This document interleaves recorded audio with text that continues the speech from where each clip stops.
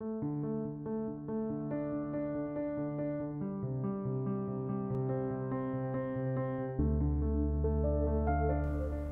podemos somar ao invés de dividir? Como podemos encontrar esse caminho do meio? Como podemos extrair algo da sabedoria do outro que nós não temos?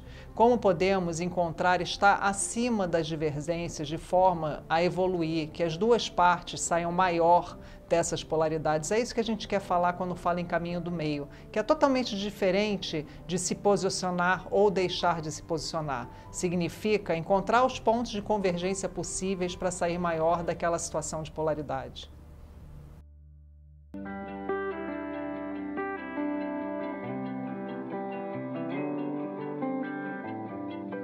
A questão da dualidade. Como é viver no mundo dual? Já falei para vocês que isso é inevitável. Ela existe dentro de nós, fora, em todas as direções. E nós temos que aprender, em primeiro lugar, a fazer a harmonia por oposição, que acontece quando você não considera um polo superior ao outro. Mas ambos, com suas qualidades, podem ser conjugados. Lembrem do Tao, do Yin e do Yang. Lembram desse símbolo chinês? Se você pega só o Yin, ele tem um movimento pendular, avança e retrocede, que é mais ou menos como nós fazemos no mundo atual. Avançamos um pouquinho, retrocedemos um pouquinho. O Yang é a mesma coisa. Quando você junta os dois, forma o quê? A roda, que é uma das maiores invenções humanas. Você vai embora, ganha velocidade. A harmonia por oposição significa em torno de um centro, em torno de um núcleo, de uma causa universal, eu componho todas as diferenças. Ou seja, aquilo que você tem, o seu mundo, tem algo fundamental. E, portanto, eu tenho um pouquinho dele dentro de mim. Lembram, mais uma vez, do Tao. Lembrem, o branco tem um olhinho do negro, o negro um olhinho do branco. Ou seja, eu te entendo, eu componho com você e trabalhamos juntos para uma mesma coisa. Negar a dualidade vai fazer com que você polarize e você vira o pêndulo. Avança e retrocede. A harmonia por oposição é um dos elementos fundamentais a entendermos do mundo. Considerar o mérito de todas as posições do mundo e aprender a compor. Se você não se opõe ao que o outro diz, e isso inclusive uma técnica de artes marciais, não sei se vocês já ouviram falar de uma arte marcial chamada Neikun, que é uma arte marcial filosófica.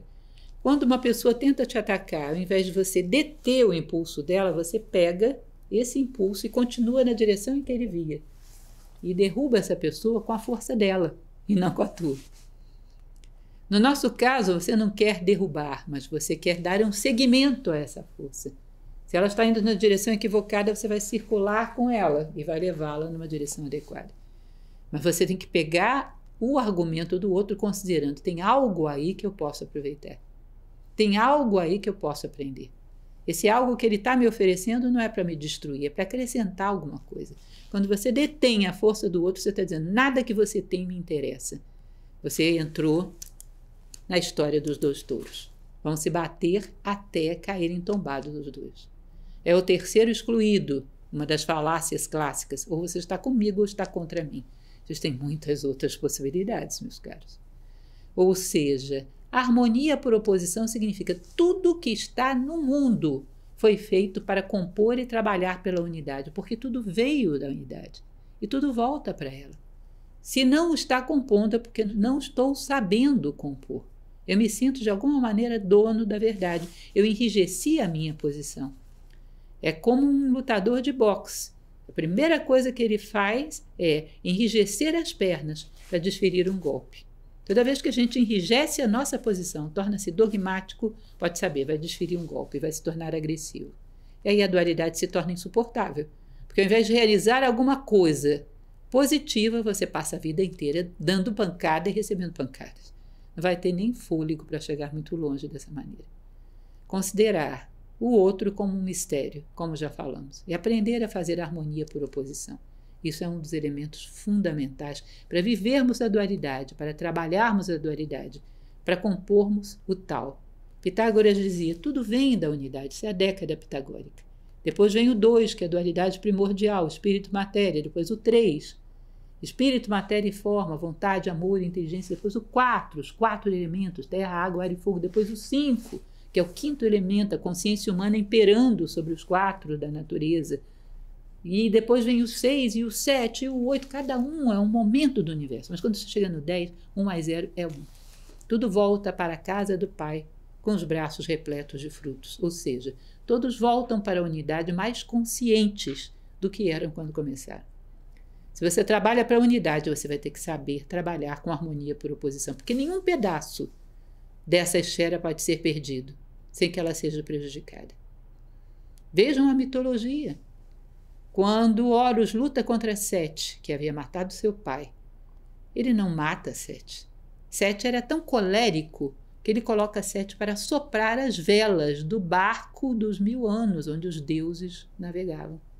O fôlego dele foi utilizado para isso. É muito curioso porque isso pode ser feito até em nós. A harmonia das dualidades em nós. Eu sou uma teimosa de marca maior. De fato, minha avó dizia que eu era teimosa como uma mula manca. Nunca soube exatamente por que a mula tinha que ser manca, mas o fato é que você pega uma teimosia, dá uma mexidinha dela, uma giradinha, ela vira uma determinação, uma vontade de ferro, uma paixão cega que sai se envolvendo nas maiores frias do universo. Um entusiasmo que constrói coisas luminosas. Se você sabe fazer harmonia por oposição, nada no universo é perdido, tudo é conciliado. Qual é o ônus de vivermos no mundo dual? Se não sabemos viver nele, sabe o que vai acontecer com você? Vai virar um maniqueísta. Nossa, que nome feio. Maniqueísta vem de um cidadão de uma seita gnóstica do início do período do cristianismo, onde Manes considerava que os opostos não têm como se conciliar de jeito nenhum, ou é uma coisa ou é outra. Com o passar dos séculos, nós fomos seguidores, e somos seguidores de Manes, embora a gente não saiba nem que ele existiu. Por isso que a filosofia às vezes diz que uma ideia mal concebida mata mais do que uma arma de fogo. Porque ela continua conosco até hoje. Ou seja, você é uma pessoa que contraria totalmente as minhas ideias, ou seja, ou é eu ou é você. Nós não cabemos, o mundo é pequeno demais para nós dois. Está fora, meu caro. O mundo vai ter que caber você, o outro e mais um monte de gente teimosa, cabeça dura, que pensa cada um de um jeito. Cada cabeça, sua sentença, como diria minha avó. É mentalidade de telenovela. No primeiro capítulo você vê, o cidadão tem aquele rictus facial de malvado. Nunca vai se tornar outra coisa que não malvado. Aquele que tem aquela cara inocente de bonzinho, nunca vai ser outra coisa a não ser bonzinho. Meu caro, a vida não é telenovela. Dentro de nós existe uma montoeira de coisas, do bonzinho, do malzinho, do mais ou menos. Tudo isso vai ter que ser harmonizado para que a gente caminhe para a unidade, para o nosso sonho, para o nosso propósito, com o que tem. Levando dentro de si o que você tem e, na medida do possível, revertendo aquilo que atrapalha em coisas que ajudam. Não seja maniqueísta. Nós vamos chegar ao nosso objetivo sem que nada fique para trás, sem que nada seja excluído. Dar a cada um o que lhe corresponde, o lugar certo onde todas as coisas se justificam. E, segundo Platão, a justiça é encontrar o lugar onde todas as coisas se justificam. Porque no universo ou somos todos ou não é nenhum. Isso se aplica de uma maneira que você não pode nem imaginar. Se eu falo para você, por exemplo, deixa eu te pegar, a corrupção é má? Você vai me dizer que é uma coisa horrível. Eu vou te falar, um detergente biodegradável, por que ele é muito mais caro do que aquele que não é biodegradável? Sabe por quê? Porque ele se corrompe muito mais rápido. A corrupção no detergente é virtude. No teu comportamento, não, meu caro. Mas quem mandou você colocar lá aí? É só você colocar cada coisa no seu lugar. A preguiça é má? Se alguém tenta arrombar a porta da sua casa e não consegue, porque ela é muito inerte, ela é uma porta viciosa ou virtuosa? A inércia na porta é virtude. Quem mandou você colocá-la no seu comportamento? Cada coisa no seu lugar, não existe mal no universo. E a função do justo é encontrar aquele lugar onde todas as coisas se justificam. Esse é o justo.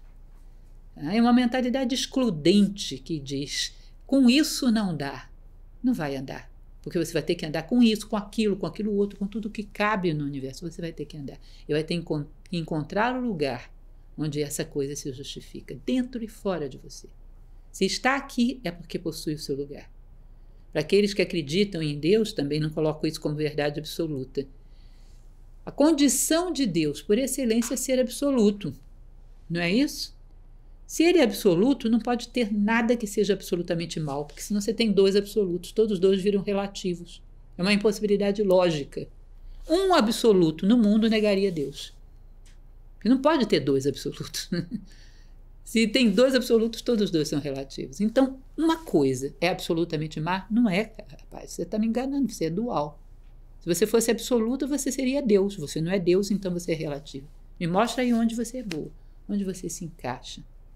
Assim como Horus soube onde colocar Sete para soprar a barca de 1000 anos. E ele se tornou útil. Então, saiba como trabalhar de maneira inclusiva com a dualidade. Ou então não vai dar, porque estaremos todos nesse barco até o final dos tempos. Per omnes saeculum saeculorum. Amém. E o bônus de vivermos no mundo dual? Será que isso nos beneficia de alguma maneira? Olha, muitas, que você nem imagina. Eu posso dizer que os grandes inventos humanos foram todos composições de coisas que em algum momento se mostravam opostas. Tá? Assim como você coloca uma panela em cima da boca do seu fogão e concilia fogo com água, a água lá dentro ferve e cozinha o teu alimento. As dualidades nos dão oportunidades maravilhosas. Eu tenho, por exemplo, a dualidade da água quente e da água fria. Não, eu vou misturar as duas e vou ter só água morna. Olha, que tem um monte de necessidade que ela não vai atender. Se eu tenho o quente e o frio, eu tempero. Eu tenho desde a água fresquinha para o meu calor, que pode não estar tão gelada, mas bem fresquinha, ou eu posso ter uma água quente para fazer o meu chá. Eu posso ter o tépido, eu posso ter o extremamente gelado, eu posso ter o quente, eu posso ter o morno, eu posso ter tudo se eu preservo a dualidade. Se eu as misturo as duas, eu não tenho mais nada. Eu tenho aquele vomitório morno que não serve para muita coisa. Então, saber que as dualidades do mundo foram criadas para que toda a diversidade do mundo pudesse existir, para que nós pudéssemos fazer inteligentemente as nossas composições. E sem elas, estaríamos limitados a um meio termo insípido. O caminho do meio não é um meio termo. Nós vamos falar sobre esse caminho do meio que tantas vezes é falado em tantas tradições filosóficas. Ele é a ponta do triângulo, ele está num ponto acima. Ele não está no meio do termo entre uma coisa e outra. Nós precisamos das dualidades para temperá-las, encontrar a melhor solução para cada circunstância. O meio termo nem sempre é uma boa solução.